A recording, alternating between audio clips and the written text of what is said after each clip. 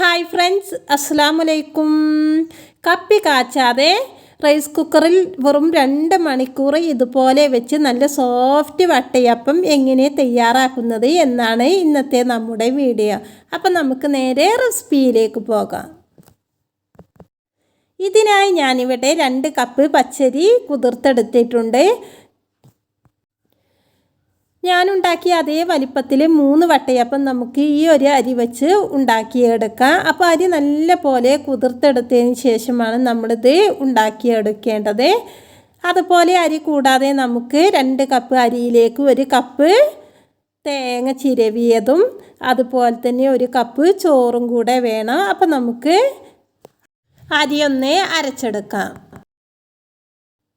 നമ്മൾ എടുത്തു വെച്ച അരിയുടെ പകുതി നമുക്ക് ഇതിലേക്ക് ഇട്ട് കൊടുക്കാം. ഞാൻ 2 പ്രാവശ്യമായിട്ടാണ് ഇത് അരച്ചെടുക്കുന്നത്. ശേഷം നമുക്കിത് തേങ്ങ ചിരവിയതാണ് ആവശ്യമുള്ളത്. അപ്പോൾ തേങ്ങ എടുക്കുന്ന ടൈമിൽ വെള്ള കളർ മാത്രം എടുക്കാൻ ശ്രദ്ധിക്കുക. അതിൻ്റെ അടിഭാഗം പെടാതെ ശ്രദ്ധിക്കുക. എങ്കിലുള്ളൂ നമുക്ക് നല്ലൊരു വൈറ്റ് കളറിൽ നമ്മുടെ വട്ടയപ്പം കിട്ടുകയുള്ളൂ. അപ്പോൾ ഈ തേങ്ങയുടെ പകുതിയും നമുക്കിതിലേക്ക് ഇട്ട് കൊടുക്കാം.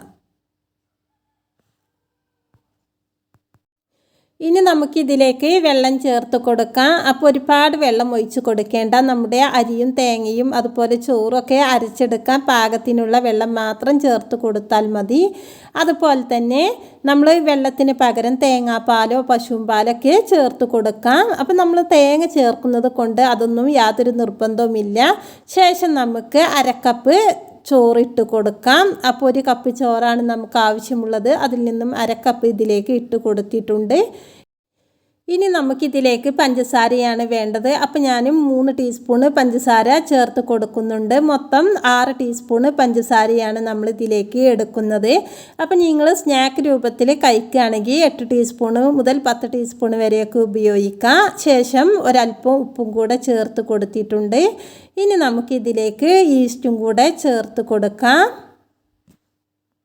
1/2 ടീസ്പൂൺ അളവിലാണ് ഈസ്റ്റ് ചേർക്കുന്നത്. ഈസ്റ്റ് നമ്മൾ ഒരു വട്ടം അരക്കുന്നതിലേക്ക് മാത്രമാണ് ചേർക്കുന്നത്. ഇനി നമുക്ക് ഈസ്റ്റ് അടുത്തത് അരച്ചെടുക്കുമ്പോൾ ചേർക്കേണ്ട ആവശ്യമില്ല. അപ്പോൾ ഇനി നമുക്ക് നല്ല പോലെ ഇതൊന്ന് അരച്ചെടുക്കാം.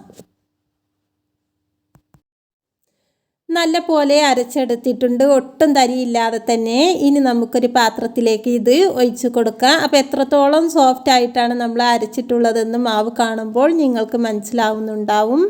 എന്നിട്ട് നമുക്ക് അടുത്തതും ഇതുപോലെ തന്നെ അരച്ചെടുക്കാം. വട്ടയപ്പം നല്ല സോഫ്റ്റ് ആവാൻ വേണ്ടി നമ്മൾ ആദ്യം ശ്രദ്ധിക്കേണ്ടത് അരി അരച്ചെടുക്കുന്ന ടൈമിൽ ഒട്ടും തരിയില്ലാതെ തന്നെ അരച്ചെടുക്കുക. അപ്പം നമ്മൾ അരി മുഴുവനായിട്ടും അരച്ചെടുത്തിട്ടുണ്ട്. ഇനി നമുക്കൊരു തവി ഉപയോഗിച്ച് ഇതൊന്ന് കോരി ഒഴിച്ച് കൊടുക്കുകയാണ് വേണ്ടത്. നമ്മൾ ഇതിലേക്ക് ചേർത്ത ഈസ്റ്റ് മാവിൽ മൊത്തത്തിൽ ആവാൻ വേണ്ടിയിട്ടും അതുപോലെ തന്നെ പെട്ടെന്ന് പൊങ്ങി കിട്ടാൻ വേണ്ടിയിട്ടൊക്കെയാണ് ഇതുപോലെ കോരി ഒഴിച്ച് കൊടുക്കുന്നത്. 2 മിനിറ്റൊക്കെ ഇതുപോലെ കോരി ഒഴിച്ചതിന് ശേഷം നമുക്കിതൊരു റൈസ് കുക്കറിലേക്ക് ഇറക്കി വെച്ച് കൊടുക്കാം. അപ്പോൾ പെട്ടെന്ന് പൊങ്ങി കിട്ടാൻ വേണ്ടിയിട്ടാണ് നമ്മളിത് റൈസ് കുക്കറിലേക്ക് ഇറക്കി വെച്ച് കൊടുക്കുന്നത്.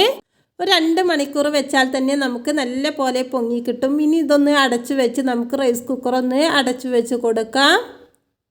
ശേഷം നമുക്ക് 2 മണിക്കൂർ വെയിറ്റ് ചെയ്യാം. ഇപ്പോൾ 2 മണിക്കൂർ കഴിഞ്ഞിട്ടുണ്ട്. ഇനി നമുക്ക് നമ്മുടെ മാവൊന്ന് തുറന്ന് നോക്കാം. അപ്പം നമ്മുടെ മാവ് റെഡി ആയിട്ടുണ്ട്. ഇനി നമുക്ക് മെല്ലെ ഒന്ന് ഇളക്കി കൊടുക്കുക. ഒരുപാട് ടൈം ഇളക്കി കൊടുക്കണ്ട. ഇതിൻ്റെ ഈ പതയൊന്നും പൊട്ടിപ്പോവാൻ പാടില്ല.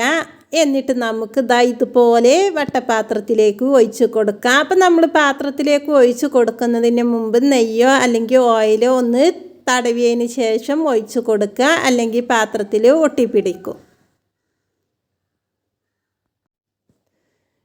ഇനി നമുക്ക് ഇതുപോലെ വെള്ളം തിളപ്പിച്ചതിന് ശേഷം ഒരു തട്ട് വെച്ച് കൊടുത്ത് അതിൻ്റെ മുകളിൽ നമ്മുടെ മാവ് ഇറക്കി വെച്ച് കൊടുക്കാം. ഇതുപോലെ അല്ലെങ്കിൽ ഒരു സ്റ്റീമറിൽ വെച്ചിട്ട് നമുക്ക് വേവിച്ചെടുക്കാവുന്നതാണ്. ഇനി ആദ്യം മാവ് ഇതുപോലെ ഒന്ന് അടച്ചു വെച്ച് കൊടുക്കാം. ഇത് വേവുന്ന സമയത്ത് വെള്ളം അതിലേക്ക് ഉറ്റാതിരിക്കാൻ വേണ്ടിയിട്ടാണ് അടച്ചു വെച്ച് കൊടുക്കുന്നത്. ശേഷം നമുക്ക് ഇതുപോലെ ഒരു മൂടി വെച്ച് നല്ലപോലെ ആവി വരുന്നത് വരെ ഹൈ ഫ്ലെയിമിൽ വെച്ചിട്ടും ശേഷം നമുക്ക് ലോ ഫ്ലെയിമിൽ വെച്ചിട്ടും 15 മിനിറ്റ് വേവിച്ചെടുക്കാം. 15 മിനിറ്റിന് ശേഷം നമുക്ക് നമ്മുടെ അപ്പം കുക്കായിട്ടുണ്ടോ എന്ന് നോക്കാം. അപ്പോൾ ഇപ്പോൾ നല്ല പോലെ കുക്കായിട്ടുണ്ട്. ഞാൻ ഫ്ലെയിം ഓഫ് ചെയ്തിട്ടുണ്ട്. ഇനി നമുക്ക് ചൂടാറിയതിന് ശേഷം ഇതിൽ നിന്നും അടർത്തി മാറ്റാം. അപ്പോൾ ഒരു കത്തിയൊക്കെ ഉപയോഗിച്ച് ഇതിൻ്റെ സൈഡൊക്കെ ഒന്ന് വിടിയിപ്പിച്ചതിന് ശേഷം നമുക്കിത് ഇതിൽ നിന്നും എടുക്കാവുന്നതാണ്. അപ്പോൾ നല്ല സോഫ്റ്റ്. അപ്പോൾ വളരെ സിമ്പിളായ നമ്മുടെ വട്ടയപ്പം ഇവിടെ റെഡി ആയിട്ടുണ്ട്. ഈ ക്രിസ്മസിന് എല്ലാ കൂട്ടുകാരും ഒന്ന് ട്രൈ ചെയ്ത് നോക്കുക. ഇന്നത്തെ വീഡിയോ ഇഷ്ടമായാൽ ലൈക്ക് ചെയ്യുക, ഷെയർ ചെയ്യുക, കമൻറ്റ് ചെയ്യുക. ഇതുവരെ സബ്സ്ക്രൈബ് ചെയ്യാതെ കാണുന്ന എല്ലാ കൂട്ടുകാരും സബ്സ്ക്രൈബ് ചെയ്ത് സപ്പോർട്ട് ചെയ്യുക. പുതിയൊരു റെസിപ്പിയുമായി വീണ്ടും കാണാം ഇൻഷാ അല്ലാഹ്.